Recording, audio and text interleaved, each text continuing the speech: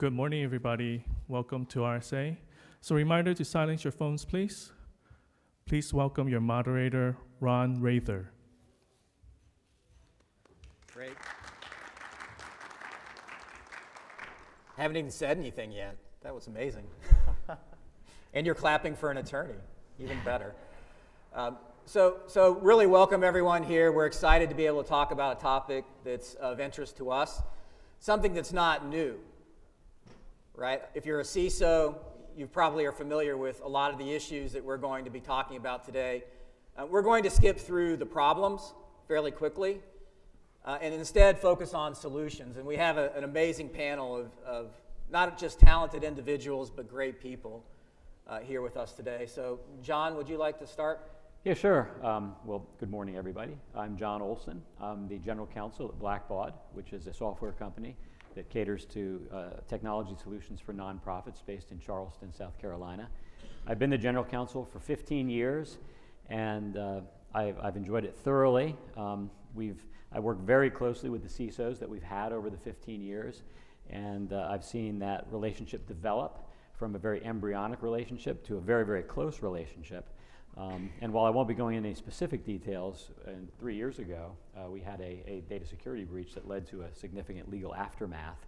And so we're teaming on that side of things as well. So I'd like to hope that my perspective is informed by both sort of a pre-breach perspective and a post-breach perspective. All right, thanks, John. Andrea? Hi, my name is Andrea Hoy. Some of you may know me from ISSA, if those of you might be members. I used to be the international president. I've also CISO'd at some smaller companies like McDonnell Douglas and Rockwell, and virtual CISO'd for companies like Activision, Pacific Life. So pretty much run the whole gamut of different types of companies, finance, entertainment. And presently, what I'm enjoying most is working with companies post-breach to assist them in figuring out what the best way to get their controls back in place and revamp maybe their policies and basically come up with a way of making everybody happy and improving upon their systems. Robin? Hi, I'm Robin Sundaram, CISO at RELX, the parent company of LexisNexis and Elsevier. And over the last 20 years, I've dealt with security incidents, regulatory actions, bug bounty programs, and things of that sort. And so I've been wedded to legal and legal counsel and legal advice for 20 years, and I'm still up here with the lawyers, so that should tell you something. Now he deserves he deserves a round of applause. So I do have John and Robin up here, so I want everyone to be sensitive to two things. One is obviously the opinions that we express here today. The statements that we make are not statements on behalf of either of their organizations, Blackbaud or RELX. The other thing I would ask is we're going to get to a question and answer section of this presentation. Please do not ask questions about specific incidents or things that would put any of us in an uncomfortable position. If you do, I'm just going to instruct them not to answer. Very, very lawyerly thing, right? What I want to do is skip again through what I think are the problem that we're all familiar with. How many people in here are CISOs? How many people are attorneys? How many people are here because it just sounds like a really cool topic? Awesome. I think it's really interesting. And has anybody read the Phoenix Project? Right, so here's it's about an IT ops guy who comes into a brick and mortar company, and they're trying to release a mobile app. And the book is mainly about how he saves the day, right? IT ops comes in, fixes all the DevOps issues. But here's what I found really interesting is look at the references to the CISO in this book. So the first reference is near the beginning of the book. They're having a meeting, and nobody invited the CISO. And the CISO, is described by the IT ops guy. The IT ops guy is the guy that comes in with the binders, right? So it's the person that's the enforcer. It's the innovation blocker, right? The other, if you move towards the end of the book, the IT ops guy runs into the CISO at a bar, right? Because the CISO had disappeared or something. I don't remember exactly. It's been like 2015, I think, when the book came out, when I read it. And the CISO looks to this IT ops guy and says, have I ever done anything of value for the company? And you can read the book and you can see the response. But there's this perception, right, of CISOs. And here's what I took out of it as a lawyer. A lot of those same perceptions have been applied to the lawyer. And I don't know, John, if you want to add a little bit of context to that, because normally this slide for me is to tell lawyers, this is how the CISO is being perceived. It's something we need to change, but go ahead. Well, actually, Ron, when I saw this slide, actually, it reinforced why there's such a commonality in my mind between CISOs and attorneys. Every single one of those boxes has been applied to attorneys. I mean, many times we're thought of as the folks that enforce the laws or compliance, or that we're just the regulatory checkbox, or that we're the deal blockers. And all the time we hear we're just a cost center, right? So many of the same dynamics apply. And I think in the same vein, lawyers are often looked at as, if not scapegoats, but sort of they're blamed for things. And why is that? When you get underneath it, they're dealing with high stakes operations. It's ultimately a nearly impossible task to be perfect. And then also, too, one of the things that I find, there's a less than clear understanding by the other disciplines in the company of the legal and IT functions. We'll talk more about that, but that's why that cross-pollination and communication is so important. Completely agree, and I think it's worth going to this concept of scapegoat, right? So if you've been in the industry, this is not novel, right? I think we've been talking about it since day one. I mean, I started in this in 1999, and when the cybersecurity framework and GLB came out, there was always all these concepts have been around since even that time. And 2016, I think, scapegoat was really a big issue, especially when they started asking CISOs to start signing off on certain regulatory documents. But, Robin, give us your thoughts and perspective on this scapegoat concept. I think I'm getting picked up twice. Sure. I think every organization feels like there needs to be sort of the buck stops here, a single throat to choke, that sort of thing.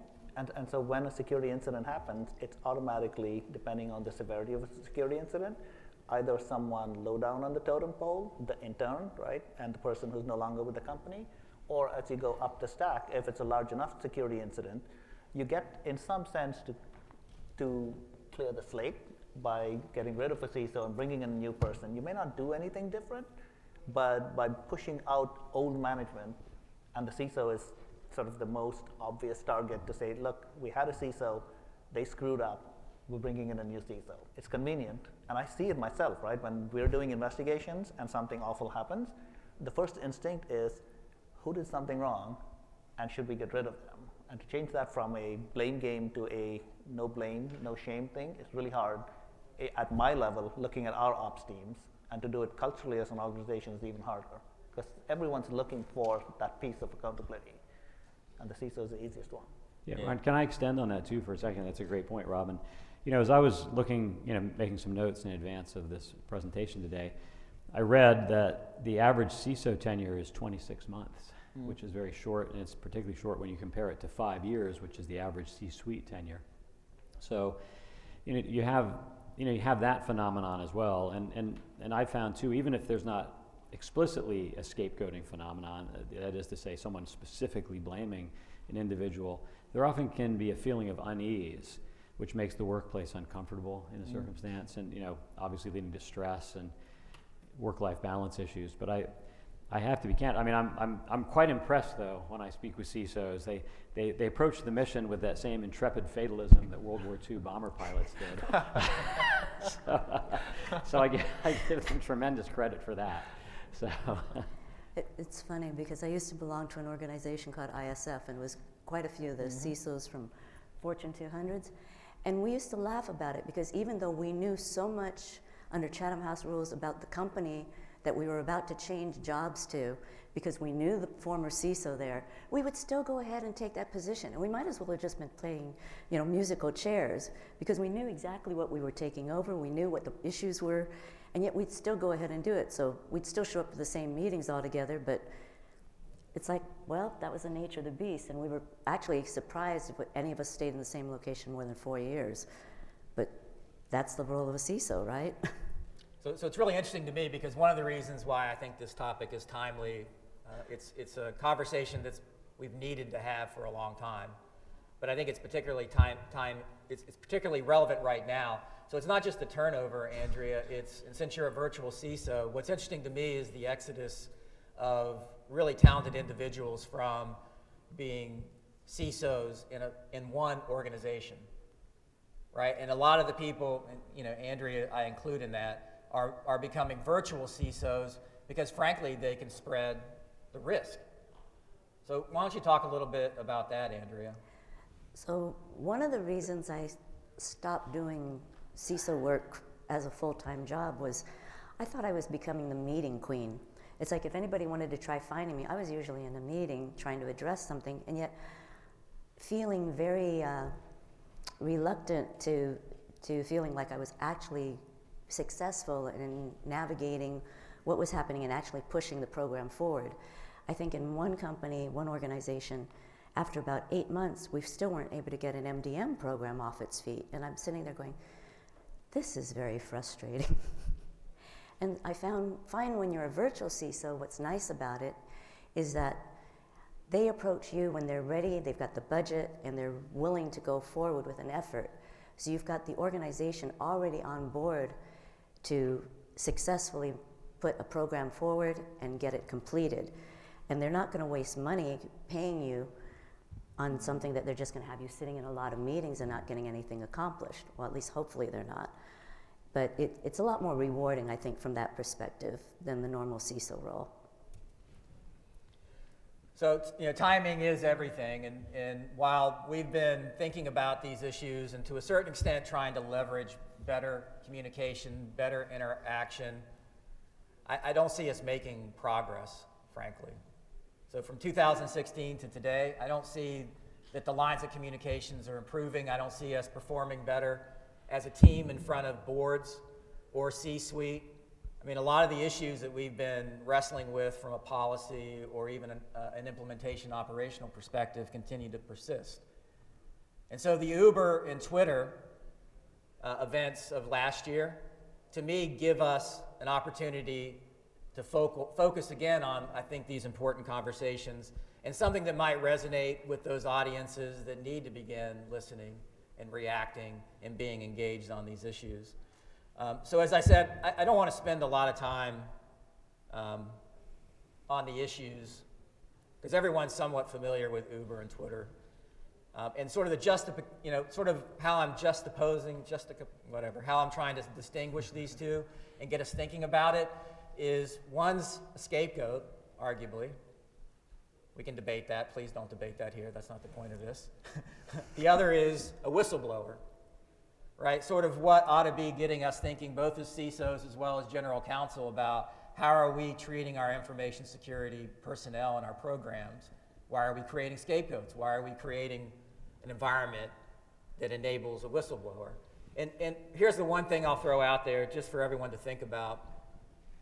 In the middle of this bug bounty program and the decision to pay these gray hat hackers, let me characterize them that way, there was a non-disclosure agreement that was written up. Everybody know about this detail?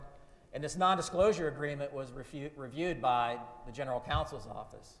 Now, in testimony at the CISO's trial, it was said that the CISO changed some of the language that said, basically it wasn't a break-in. It wasn't actually a hack. Here's the question to me is why was that division, what was the cause of that division? And I can tell you as an attorney, if there was a change to the NDA, I would know about it. And why wouldn't I have said anything? But the CISO is on trial.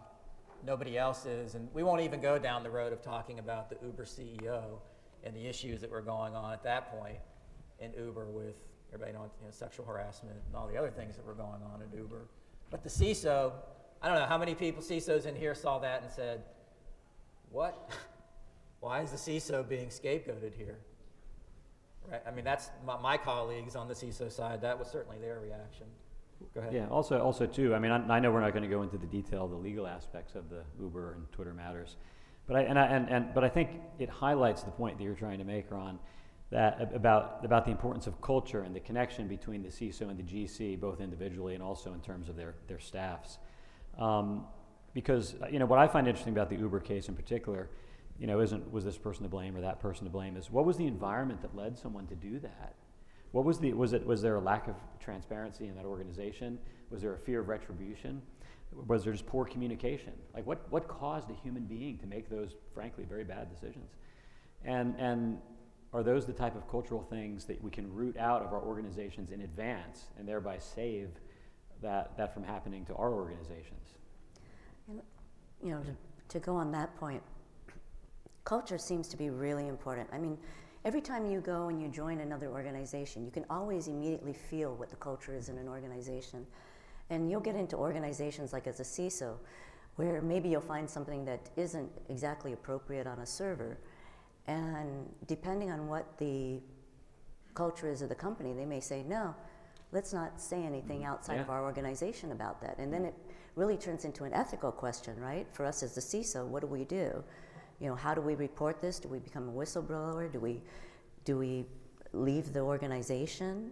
At what point, how far do you push it, and what's going to be accepted, and where are you going to get support? And that's why I've always found my relationship with the GC to be very important in organizations, and I try to establish that early on. So if there is something like that comes up, at least I can go to general counsel and get an opinion from them. And there's somebody else other than myself that knows, right? Because as a CISO, yeah, we're used to taking on the world, we're used to taking a lot on our shoulders, but it's beneficial to have that legal assistance there. These slides take a long time to load, so. Because I want to switch to, culture is an amazing point. And I think, Robin, what's interesting to me about the Twitter whistleblower case is this wasn't the CISO, it was somebody in the security organization. And anyone that's been in this space knows that there's tension, right? There's people that are asking for resources. There are people that are saying, this didn't get done or that didn't get done because it's my baby. And decisions are made, and some people leave with harsh feelings at the end of those conversations when their pet projects aren't funded. So I'm not judging this particular person. I don't know the facts. I don't know what's going on at Twitter. But to me, it creates an interesting dynamic, Robin, of, again, this culture issue. And how do we work together as GCs and CISOs? And I'll tell you, I do primarily litigation and regulatory enforcement actions. It's not all that I do. So I'm seeing some of these conversations pop up in the class action lawsuits that I'm defending, right? I'm seeing these communications pop up in regulatory enforcement actions. But how do we begin to address, in larger organizations, the dynamics within the information security department, and then how can GCs help out? Yeah, I think a lot of it within the InfoSec department is around transparency. I mean, I know any organization's got security issues to deal with, and they have projects that are unfinished or stuff that we wish would go faster. And some portion of it, at least going down to your team, is around saying there are some battles you'll fight and win, some battles you'll fight and keep on your desk for a later time to win. And then flowing that information up, because you're not making decisions or business decisions in a vacuum, is to flow essentially the risk analysis up, whether it's to legal or to compliance or to the board, to say, here's where we are, we're not perfect, here are the trade-offs that we're making, and then let other people, whether it's legal, to say, that's not a good trade-off because you've got legal requirements to do X, or the business to say, that's a good enough trade-off because we're dealing with the aftermath of COVID and we'll take that risk.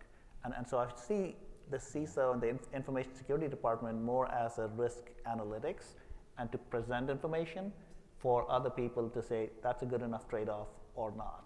And I think that builds confidence within your team to know, okay, stuff's not going the way I want it to, but at least I know why. So Andrew, I want to follow up on what Robin said, because here's one of the things that I'm able to observe, right? So anybody remember that Chairperson Majoris in 2006 said, incidents will happen, it doesn't mean, or a data breach will happen, it doesn't mean that a company was to blame? And has anybody heard that repeated? I mean, it's been a refrain constantly. Well, here's the issue is that once you go in front of the regulator or a plaintiff's attorney and they've decided they're going to target your company, they're using your risk register, right? They're using your gap analysis. And interestingly, they're not, we've done a talk on frameworks and how there is no standard out there, but they're using your selection of a particular frameworks, let's say NIST 853, because you've referenced that in probably a business case. They're going to turn around and use that against you. So, Andrea, in the context of, again, us working together as attorneys and CISOs, can you explore that issue a little bit? And because we know we gave a talk once on litigation. That's actually pretty interesting. One of the things I always try to do when I'm CISOing is I try not to specifically state only one single framework. In fact, I found most of the CISOs I know tend to use a hybrid of a few of the different frameworks that are out there. And it actually works to our benefit in two ways, because one, just like what you were saying, somebody can't nail you down and say, well, you didn't specifically do this, and this is identified in 853, paragraph 36, that you should do this. And it's like, well, but we were using a hybrid, and so if you notice and you look over at NIST CSF, we were actually following this portion of the NIST CFF, or we were doing this portion of the ISO 27001. So that I found to be beneficial. The other thing is that I think if you look at all the frameworks that are out there, some of them actually even don't align whatsoever with what the other one says. So if you're trying to meet one, you might not hit an obligation that you have, like, let's say you're a financial industry, right? Financial industry has a whole nother set of regulations they have to be able to be mindful of and do compliance for. And those may not exactly align with some of the frameworks you might choose. So in fact, I've seen that one quite a bit working in financial industry where it doesn't match. And so you've got that issue to deal with. And then if you're an international company and you now have to deal with GDPR, or you have to deal with Spain, or if you have to deal with Singapore, the laws there are much different, especially when you now have to look at the privacy regulations. And then even though, well, this is actually another way that we collaborate with the attorneys, is that in most cases when data privacy came up, who ended up being the Stuckey of the data privacy officer? It was either the CISO or it was the general counsel. Sure. It's like, well, general counsel, this is a regulation. Guess what? You're now the data privacy officer. That's right. It's words. And you got to sign your name. And you have to sign your name, right. And so what happened? Immediately there was a huge connection and alliance between CISOs and GCs, because where does most of the privacy get its protection from? What you're doing as the information security officer. Sure. So I think that's probably where I see the biggest collaboration coming up right now. Yeah, and I think there are lots of opportunities. And what I want us to, and especially you guys, to think about as we go forward in this discussion, we're really looking at these issues, right? The CISO and GC understanding each other, reporting structure, privacy that was just mentioned, and legal and regulatory impacts, budgeting, incident response, and whistleblower. So these slides are available. You can pull them down later on, because I want to make sure we get to the good stuff, which is really starting off with some of these questions and understanding each other. So, Robin, what is it that you wish or would desire that the GC's office knew about your role and what you do? Gosh, the biggest thing is shit's not perfect and stuff's going to take time. And I find this when I deal with my legal counsel is they're like, why did this happen? I'm like, I don't know yet. Or why haven't you assessed this vendor? We've got 20,000 of them.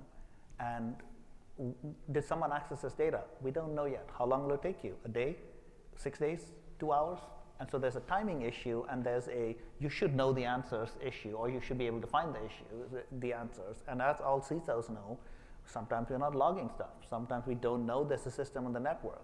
Just stuff is imperfect in our world. And I think the one thing I'd ask of our GC friends is to understand that we CISOs are working in an imperfect world, and sometimes the answers are, I don't know, and you've got to kind of live with it and make a decision.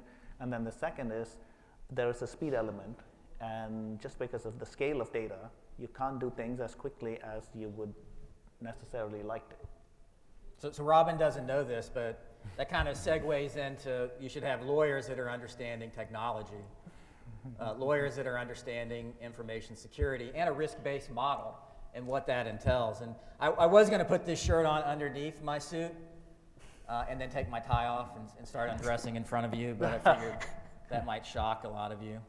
Certainly might offend some of you. So I'll put this up. This is what I would have wore underneath. All right?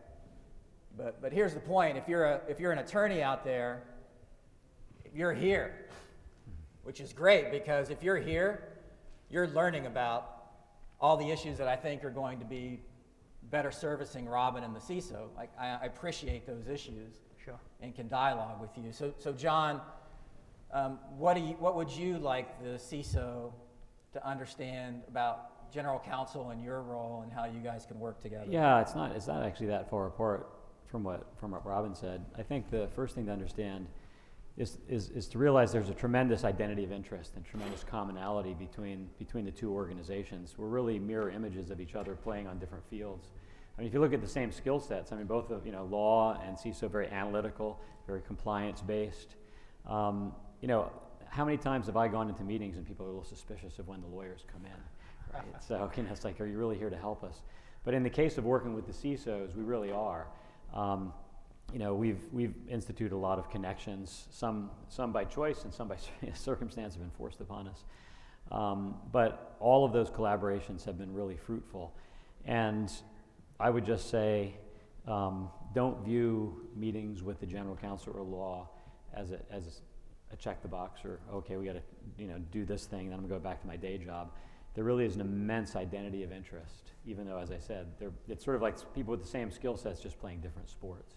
So if you recognize that, I think it makes the collaboration a lot easier. So Andrea is actually in the middle of them intentionally, because she's played a little bit in both the GC role, working with, for example, with me in litigation, but also being a CISO. What's your perspective on how can we better communicate and collaborate together? What should each side know about the other? Oh, well, first of all, the one thing I do really respect is actually, I agree with Ron. I'm so glad to see attorneys here in the audience, because this conference, when it first started off, was all about encryption. And I mean, it really was. This started off just being encryption, and now look at where we are today here. I mean, we've brought in our perspectives into all the various areas. And I think that's one thing that the CISO can really assist with the general counsel, is helping them with what the technology is. So for instance, when they read a regulation, they can understand maybe what the regulation is as far as what it looks like on paper, but what they need from the CISO is to understand the technology, right? So like, for instance, take encryption. Okay, encryption makes sense. It means you scramble up the data, right? But it goes beyond that, right? There's specifics, algorithms on how much something is encrypted and whether that encryption is hackable or not, and how easily it's hackable. And those are the kind of things that the CISO can help translate for the general counsel. General counsel, on the other hand, can translate to us, for instance, what's the likelihood of this regulation or this issue of compliance becoming something that's really going to affect the organization? If you as a CISO have, let's say on any given day we have more than 80 things on our plate that we've got to juggle, right? How to determine and prioritize those, especially when we're seeing changes in a regulation, that's something that we may be able to get some assistance with general counsel with some of their connections with other attorneys and what they're seeing that's actually coming out in court. So I think the collaboration is wonderful there, and that is one of the things I think most specifically will help, is that communication flow.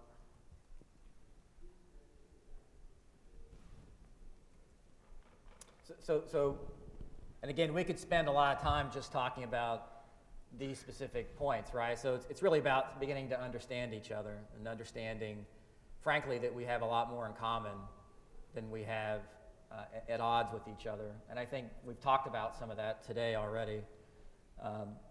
It's working together to interpret, right, security-related obligations and coming to a common understanding. So, maybe having the attorney involved earlier on in the conversation talking about should we use NIST? Should we use ISO? What is it that we're using as part of our, what I see a lot of times, justification to be able to get changes made within the organization, whether that's through funding or dealing with a risk-based model and saying, look, the risk for not having MFA or the risk of whatever it is that you see is needing in terms of change is greater than those impediments that sometimes exist with respect to change. So working together, coordinating, right? Speaking with a common voice. Because at the end of the day, you know, it is about risk mitigation. We're not blocking, right? We come with solutions. And it's being coordinated so that the C-suite or the board, or whoever the audience is hearing a consistent message, right? That we're not at odds. We're not making the sausage in front of the board. We're not making the sausage in front of the C-suite or whoever it is that we need to influence in order for decisions to be made within the organization. So, you know, time to act. And so looking at these questions like in an emergency, so in the midst of an incident, what do you think is the proper scope of authority for a CISO? Robin? Whew, that's a toughie. That's why I asked you first. Yeah.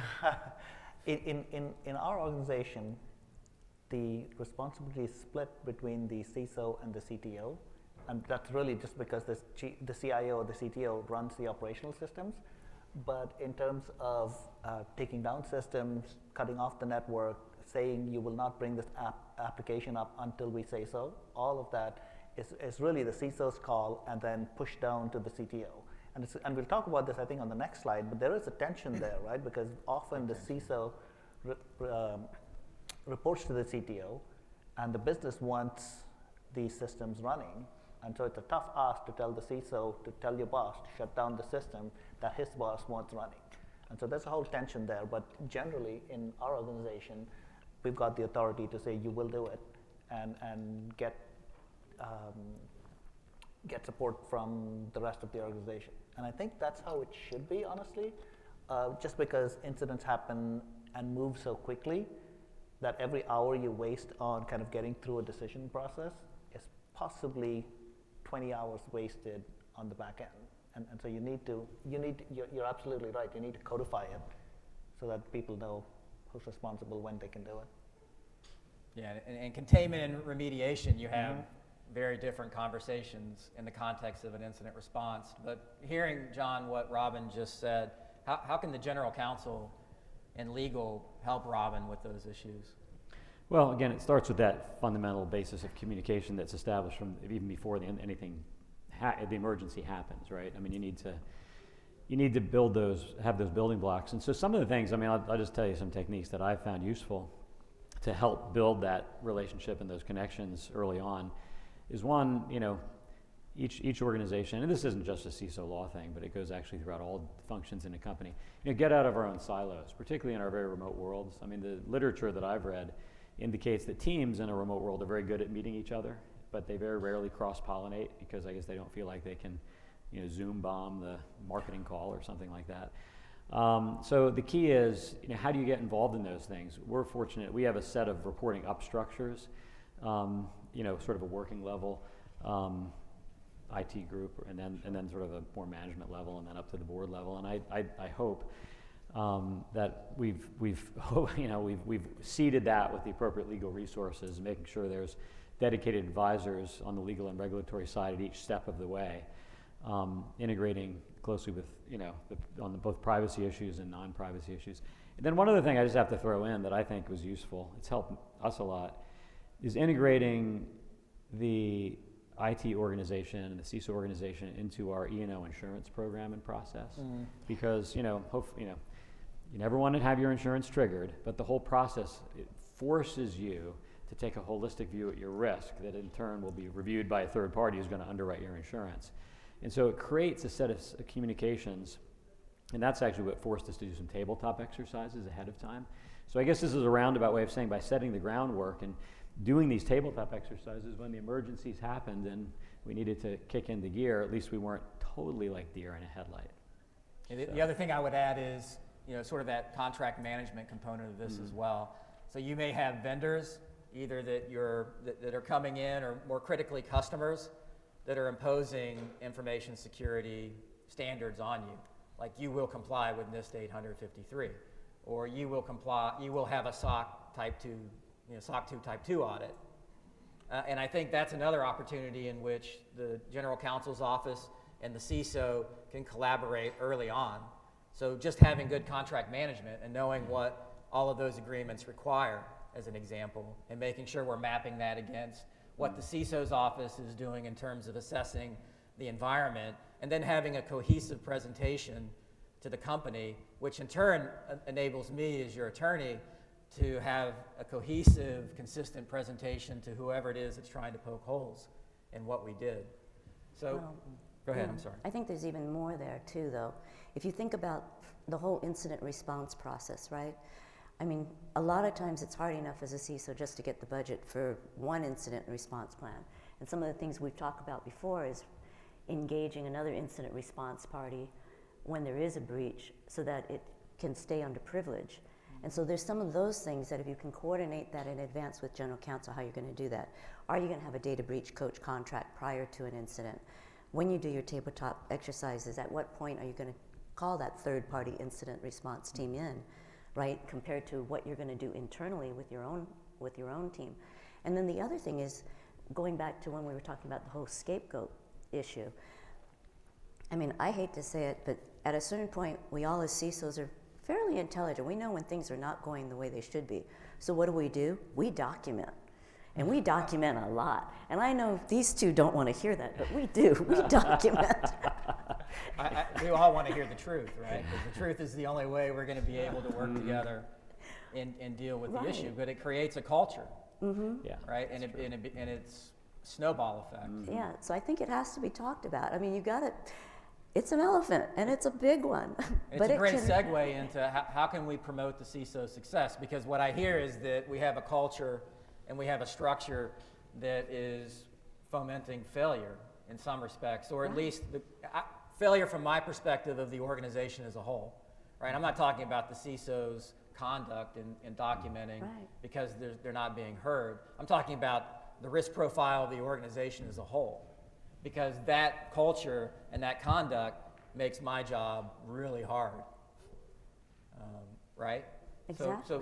So how can we promote the CISO success, Andrea? Oh, you want me to keep going? I do. See, if I start going down this path. So one of the things I found is really helpful, and I know none of you have ever changed jobs as a CISO before. The first thing I try doing when I enter into a new organization, and this kind of also gives me a feel of what that culture is of the organization, is I try first getting in there and seeing if they're going to allow me to interview all the people that I really think I'm going to have to work with in that organization from a day-to-day perspective. And I don't care whether that person dislikes information security. I don't care if they think that information security should go away and it's just a checkbox. Remember that first slide where we had all those 6 items? I want to know that in advance, because then at least I know what I'm dealing with, right? And you know how you're going to address issues when they come up, and you know who to go to that may be able to assist you in getting a certain agenda put forward, and you know where your roadblocks are going to be, or your speed bumps. I like to call them speed bumps. I can always get over them eventually, right? The other thing is knowledge is power. I always also try to get a baseline established, some kind of metric that I know, here's where we're starting. This is at least where I'm starting in this organization. This is what I've inherited, and go from there. So at least I can say, okay, we've successfully improved in these areas, but these areas we're maybe not doing as well. And then if the board wants to ask what we can do about it, then I can provide it to them. But they've asked the question. I've not forced it down their throat, right? It makes the conversation a lot different. Through all this, I'm learning the culture of the company. Every time I have one of these interviews, I'm learning the culture, because I find out, for instance, talking to procurement, how much shadow IT I have to worry about. I find out how seriously they take budget. I find out how seriously they go in advancing security agendas. I find out how often they allow security to send out email blast or educational materials. All of that is something that I think really helps us onboarding the CISO. It's a great segue, John, to talking, because I want you to also touch on, how can we help the CISO, but let's transition into the CISO and the GC educating the board. Yeah, that's become an increasingly important issue lately, particularly with all the focus in the SEC regulations and the disclosures and just generally the worries that the board has about their own fiduciary duties and liabilities with respect to cybersecurity. So while they have a tremendous focus on it, I mean, at least in a conceptual sense, the three things that I found that impede the board's full understanding of these issues are one, expertise, right? A lot of boards lack any meaningful expertise. We're very fortunate. Just recently we put on a very prominent CISO onto our board, which is great, and she's been wonderful at intermediating sort of the more complex technical issues, sort of translating, to your point, the issues to the rest of the board. But not every board has that, and obviously that's not going to be the case for every board member. So you have that expertise hurdle to go over. And then you have the time factor. The reality is that board members, regardless of the topic, have only a limited amount of time to focus on things. And the focus that they tend to want to spend their time on is more of the strategic things in the company. It's somewhat akin to when I used to give my litigation reports to the board. They all listened politely, but they were going through this sort of mental mindset of like, okay, if it's not going to sink the company, I'm just going to mentally skip on to something else. And so what do you need to do? John's referencing generally. Oh yeah. Well, no. This is this is a human dynamic, not a Blackbaud dynamic or a personal. I mean, it's just a human dynamic. And so what do you really need to do? I think, and this is an art, both again mirroring law and CISOs in a skill set. It's the art of having to make the complex simple. I've seen circumstances in the variety of boards that I support and the many boards that I've been on and supported. I've seen where the presentations are highly complex. They're filled with technical jargon and heat maps and all sorts of really nifty things that are very valuable for management, but leave the board grasping for, well, are we okay? So I think the first thing that the GC and the CISO have to do is to create that communication with the board, overcoming those hurdles of expertise and time and focus. And what does that mean? That means it's incumbent upon the GC and the CISO to create a pithy, meaningful, high-level presentation that will take the board where it needs to go, rather than just throwing the kitchen sink at them and hope that they'll figure it all out. By the way, I've been toying with the idea as well, not to digress too much, but with including a board member on our tabletop exercises for a breach. I worry that might fall into the category, be careful what you wish for. But at the same time, I think at least a truncated version of it, at least perhaps, okay, here's your duty as a board member in the context of a breach response. Maybe not all the nuts and bolts to the whole thing. But anyway, those are some of the ways I think that these two disciplines can work together to help the board understand things and frankly help the company, right? Help them with their fiduciary duties, help them manage the risk appropriately, and help them perform their oversight functions.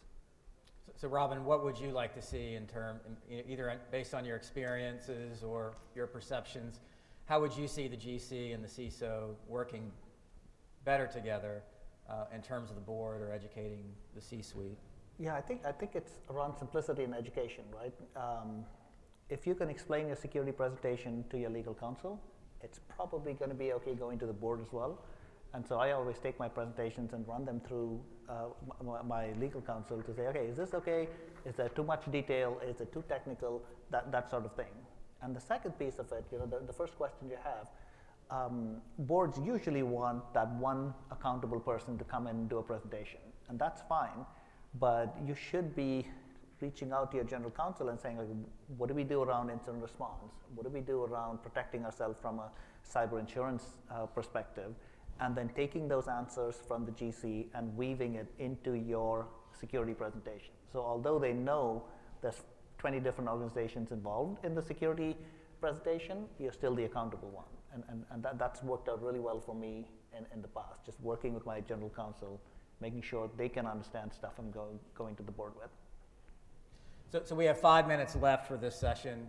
I want to open up and see if folks have questions. And if you have a question, please go to the mic.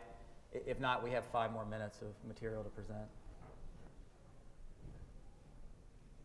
So what I thought would be interesting is, because bug bounty programs was what was at issue in the Uber, right? So I thought it might be interesting to just take a bug bounty program and start with a discussion of a lot of the concepts that we've been talking about: culture, communication, collaborating, and get some reactions as to how that might play out in the context of talking about bug bounty programs. Andrea? So initially, when bug bounty programs came out, I was a little concerned about this because you have no idea what you're going to get hit with and where they're going to go, even though you may have said, I only want you to look at this, and that's what the engagement's for. Generally, the mind of a hacker, they just can't help themselves, and they will find other things. So it's kind of going back to the be careful what you ask for, you may get it.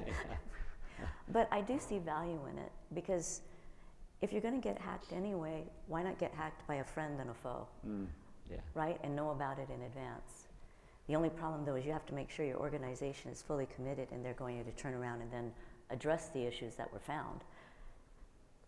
So John, how do you react? Well, I as think a it's funny general that counsel? it's funny that you said that about you be careful what you wish for, because when it first came to me, I was like, there's people that do that, like they actually, and they do that's like a hobby. So It's a great way to get through college. yeah, I guess so, apparently. So I mean, so first of all, it was understanding that mindset, and because at first, like you, I was sort of like, that seems a little odd. Wouldn't people just tell you anyway, and try and do the right thing? And but apparently there's a certain market economic dynamic to the whole thing. So once you get your arms around that, then the right thing to do, of course, is to channel it, and to try and channel it appropriately and make sure it's not used sort of as a subterfuge like it was in the Uber case. I mean, it does perform a nice outlet now that I fully understand it better. I think it can be very useful, and I don't have a lot of metrics around it, but I think they can be very healthy programs. But the key is, like anything else, like we've talked about, is to collaborate on them so they meet the legal requirements, and so they also meet what the needs of the IT teams are, and also, more fundamentally, are transparent and agreed upon. So there's not a lot of gray areas that come into play. And you don't want to be in a situation where you set them up and there's a lot of murky ad hoc decisions that need to be made. So a good governance structure around them is important, as well as the initial setup of the program as well. Very documented scope. Yes, very documented, absolutely. Because it can get a little murky. I mean, candidly, to me, the whole idea is kind of murky, right? People breaking in and then telling you about it and then expecting something in return. I don't know that.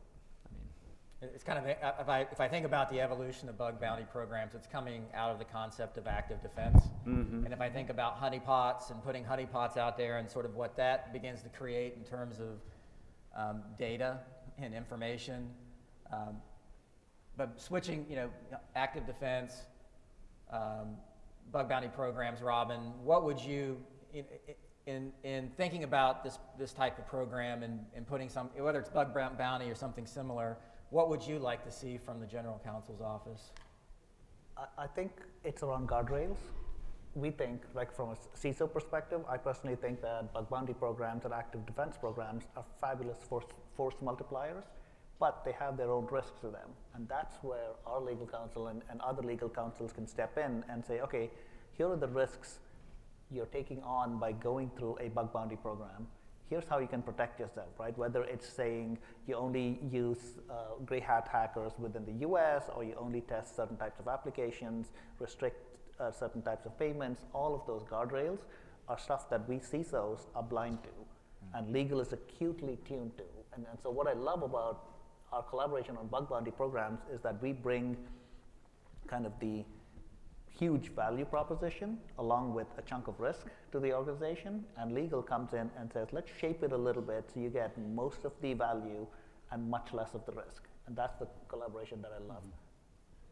Another element of this is we know that hackers want to exfiltrate proof that they were able to exploit the vulnerability. So then the question becomes, do I have to give notice?